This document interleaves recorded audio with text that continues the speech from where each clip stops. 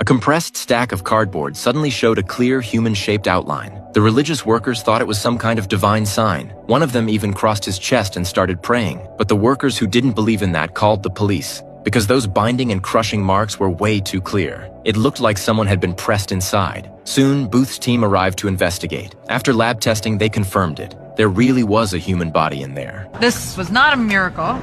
It's dried blood.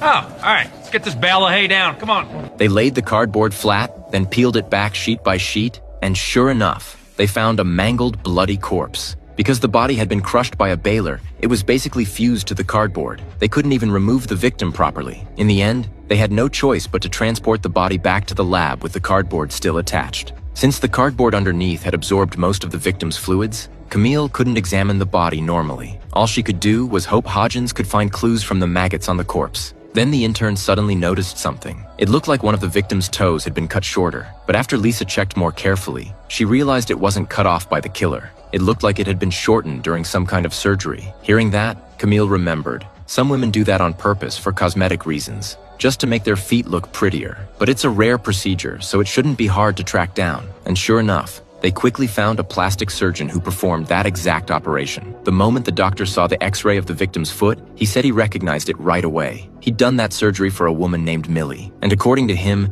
Millie's reason was unbelievable. She only did it so she could wear a designer pair of high heels she liked at her wedding. Not long after that, Millie's fiancé and her sister were called in. According to them, Millie was extremely obsessed with looking perfect. If she wanted something, she would do anything to get it. So Nick asked the fiancé when the last time he saw Millie was. He said the last time was when they went together to pick out their wedding cake. After that, Millie never contacted him again. Meanwhile, the lab team still couldn't figure out a good way to separate the body from the cardboard. So the intern used a scanner to examine the remains. I found a tiny shadow near her waist. Camille immediately searched that spot carefully and soon found a small clothing pin stuck there. Angela pointed out the victim was a bride. She was wearing a strapless bra, and she had a pin on her body. So she guessed the victim might have gone to try on her wedding dress right before she was killed. Soon, Lisa and Nick tracked down the shop where Millie had ordered her custom wedding dress. The second they mentioned Millie's name, the owner said she would never forget that bride because she assigned her best consultant to Millie, and Millie ended up having a huge fight with her. She even yelled at the consultant in front of all the customers, calling her useless.